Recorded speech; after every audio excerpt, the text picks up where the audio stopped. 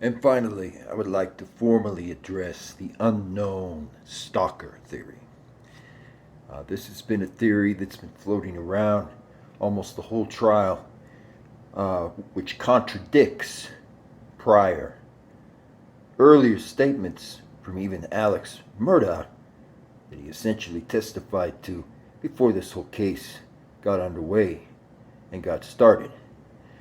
It's the analogy that clearly it had to have been someone who did something very, very personal with Paul and Maggie. And so there was a stalker who was apparently, allegedly coming into the feed room and coming into the Moselle property at all different times of the day.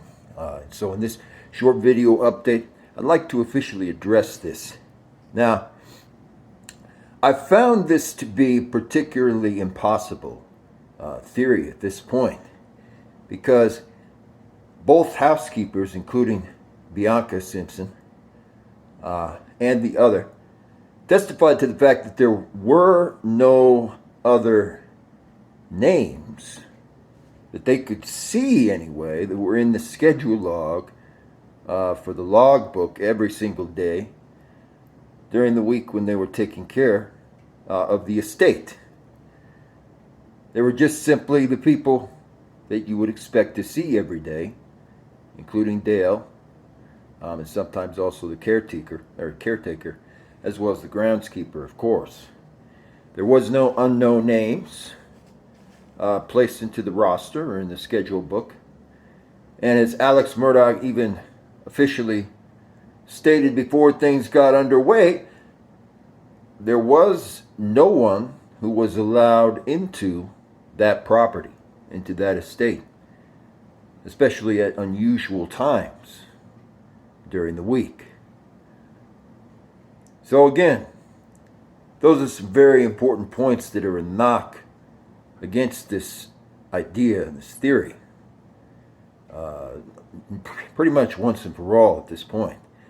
The other issues are the time frame that was basically elaborated upon in the example for when these shootings essentially take place is very, very hard to stretch. So you'd have to stretch it almost to an insurmountable degree to be able to factor in this unknown stalker that they claim was coming in and out of the feed room and on the property. The time span of when the shooting occurs, along with the amount of victims, which is Maggie and Paul Murdaugh, of course, does not allow for this theory to ultimately land anywhere, because an unknown stalker would be seen, especially if all you have is that particular time span. And within the 5 to 10 minute kind of time frame that we're talking about, when people are around that particular area of the property and around the area where the feed room is located, given how small it is, someone like a stalker or someone with specific types of, footprints and so on would certainly be spotted immediately. And so I shoot down the idea that there was the unknown stalker. And I again bring us back to reality here with the fact nobody else was going in and out of this particular premises or the feed room. And so therefore, it most certainly is, in this particular case, Alex Murdaugh, who held the guns. Thank you.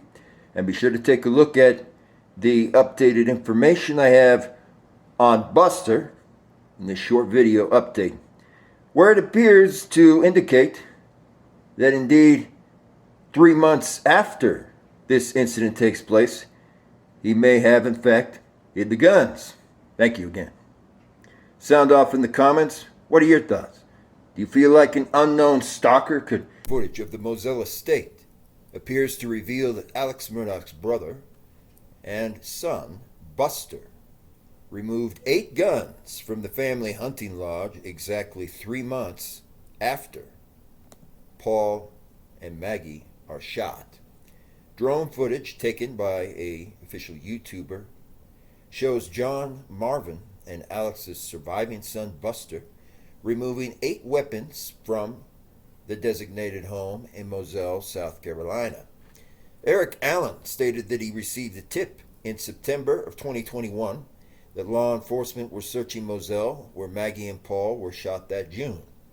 Allen saw no cops at the property and believed he had missed his chance, but when he reviewed the footage later, he spotted the brother and son with these guns. So apparently it's very probable at this point that Buster may have been involved in possibly hiding some of the guns or some of the firearms that were related to this incident there directly near the hunting lodge or near the official log cabin, as everyone's been speaking about.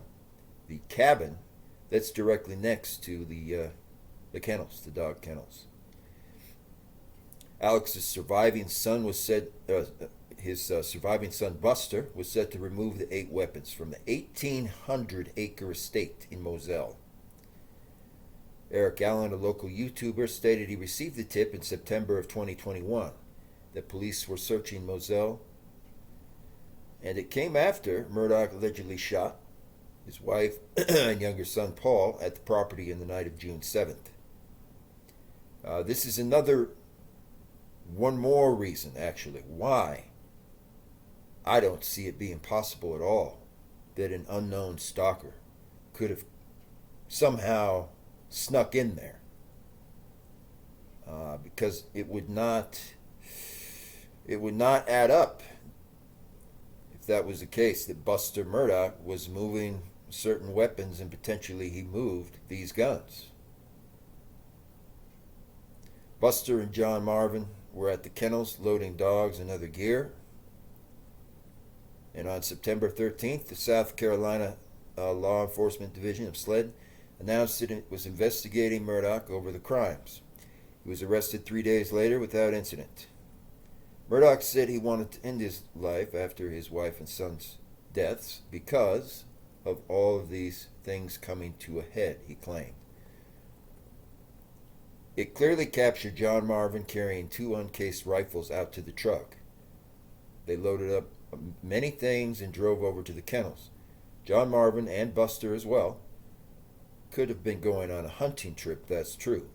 However, it was unusual to move those firearms to the exact place they did. Yes, it was. It was highly unusual, and that's the main reason I want to bring this back into everyone's peripheral view again. Why would that occur? Especially at that exact time. We know there wasn't any kind of time span for the unknown stalker to be able to get inside and then leave the property so quickly.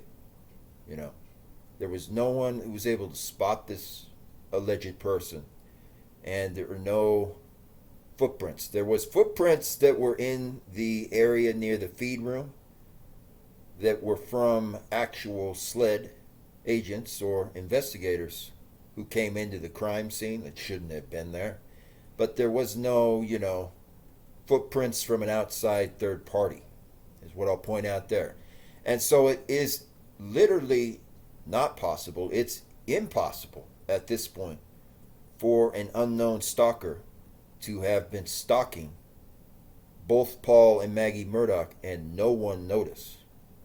So again, I thank you for your time here in this very important update.